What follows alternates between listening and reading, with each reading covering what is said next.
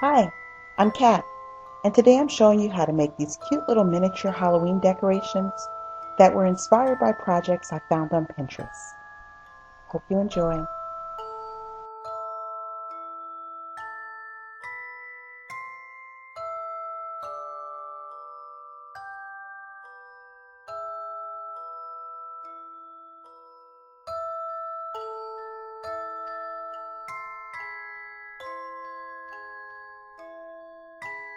For the apple bobbing barrel, I started with a bathroom cup, the plastic kind that's only like 3 ounces, and I cut it off along the bottom and used a bit of poster board from the back of some snacks for my son to make a bottom base for it. Just trace along the inside of the cup, cut out the circle, and glue it in place.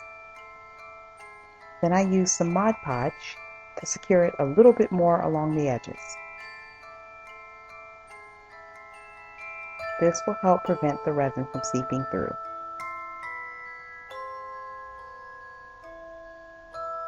Once glued in place, I started painting it, and I decided upon a silver, but of course you can go with whatever color you'd like. Use another layer of Mod Podge, and this is just to reinforce the cardboard and to keep any sort of resin from seeping through again. It will completely ruin your project if it does, so just go on ahead and give it the second coat, maybe even a third. And after it's dry, you can pour some resin in, and you want to fill the barrel about halfway up.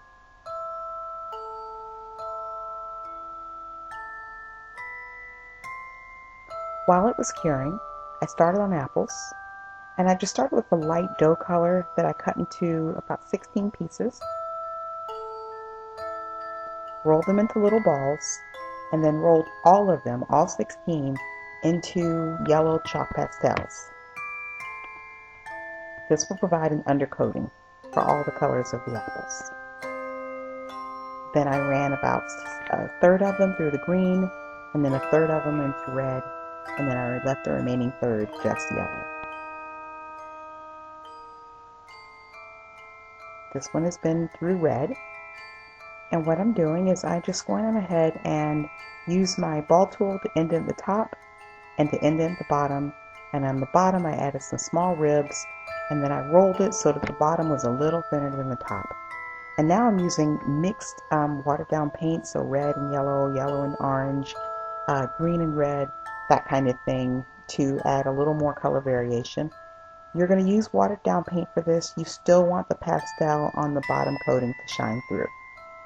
And I'm just kind of rolling it between my fingers, and that way the excess paint is coming off on my hands.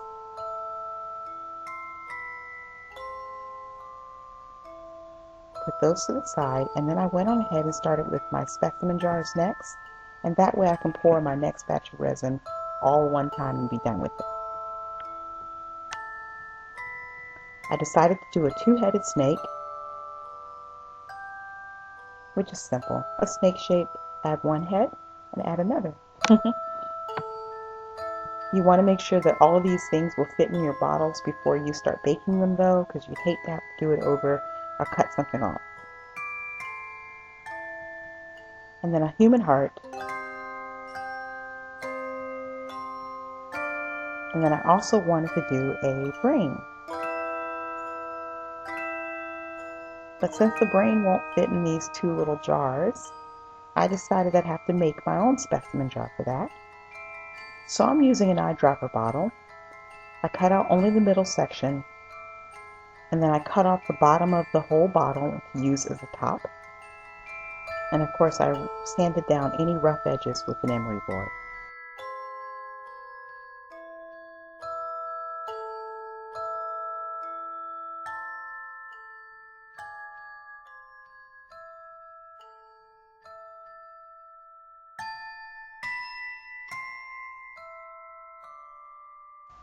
I used a beige color for the brain, made sure it would fit in my bottle, and then I made a half circle with a small crease down the center.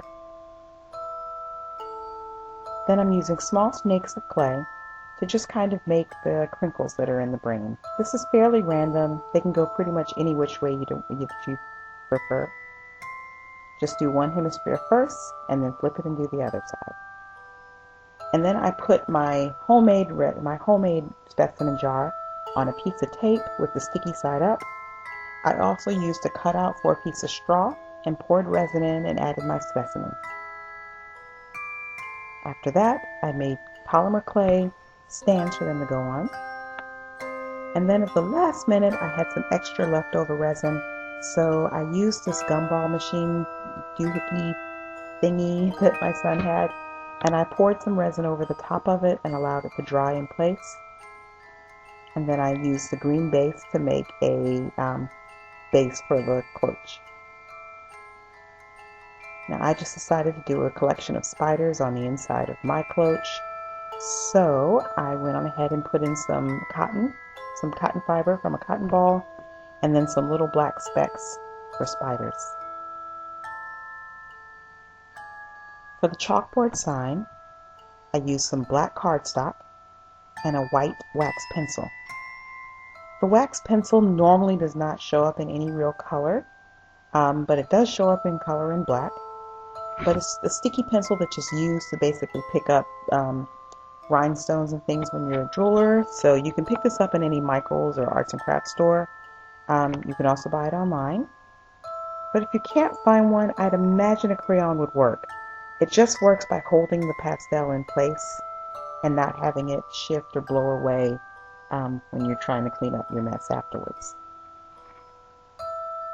So I did one color at a time and just drew what I wanted my sign to say and then dusted over it with the pastel. Afterwards, I used some coffee stirrers to make a simple frame. And then I moved on to some decorative glitter pumpkins.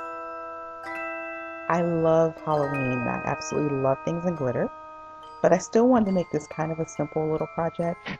So these are the same pumpkins that I just showed how to make in the Pumpkins and Gourds video, my last video.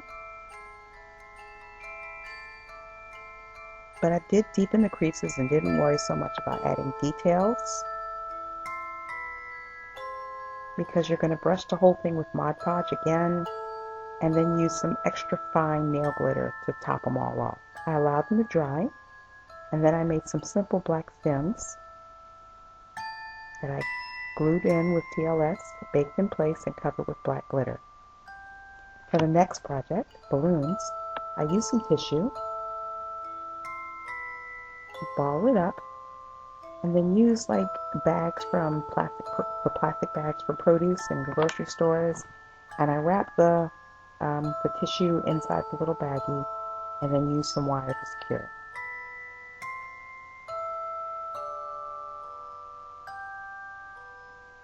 Then I used some liquid clay to go on top of it and baked it, and then went through and cut off any of the drips that were occurring.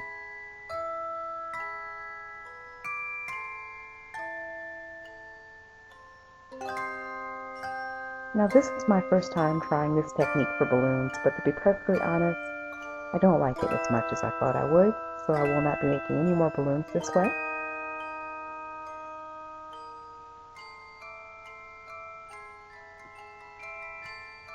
You allow them to soak in water, and then you can pull out the tissue with some tweezers once it's fully saturated.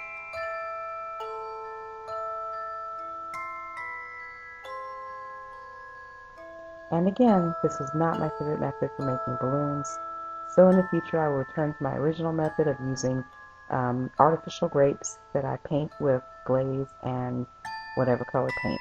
The problem with the artificial grapes is they're only available in light green, sometimes a yellow color, sometimes a pink color, and a lot of red or dark purple kind of colors. So you don't have a whole lot of variety you can go with. You cannot make a white balloon.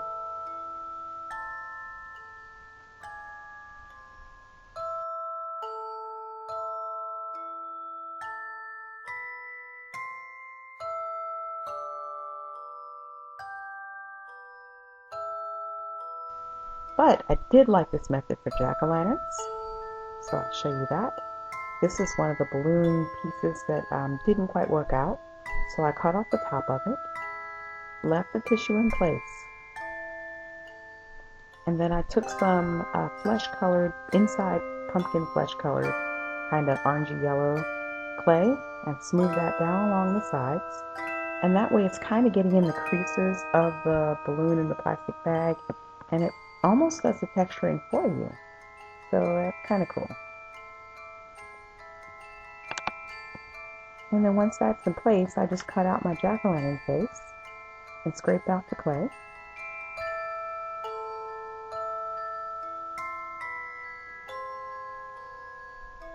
Pre-bake. Fashion a simple cap or lid for the jack-o'-lantern. And you can bake that as well.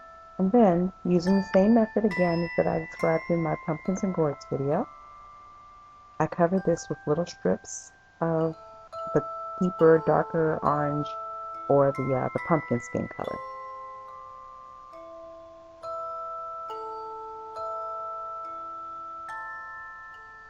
Now I'm kind of lining these up side by side, and then I'm using my ball tool to define the ribs in them a little bit further, and then to add extra ribs at the tops and the bottoms and anywhere in between. Then of course you can use your knife to go back through and cut back out any of the details that were in place with the nose, mouth, or eyes.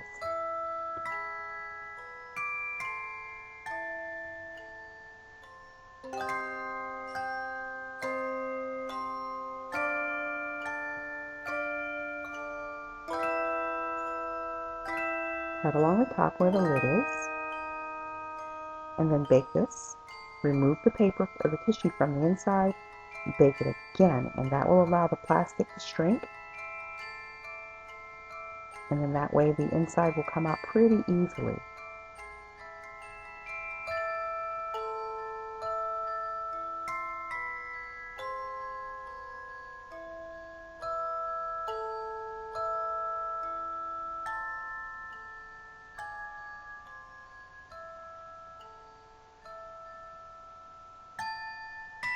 Now again, I'm just using balloon lights to make my jack-o'-lantern light up. And this is a balloon light. It's a really simple little doohickey that you can purchase on eBay or any place online. I think I bought like 10 or 15 for like $1 or $2. But you can put that in your jack-o'-lantern. Then you have a whole little Halloween scene that you can use for your doll's Halloween party. Thanks so much for watching, guys. As always, I appreciate it, and I appreciate you. Thanks.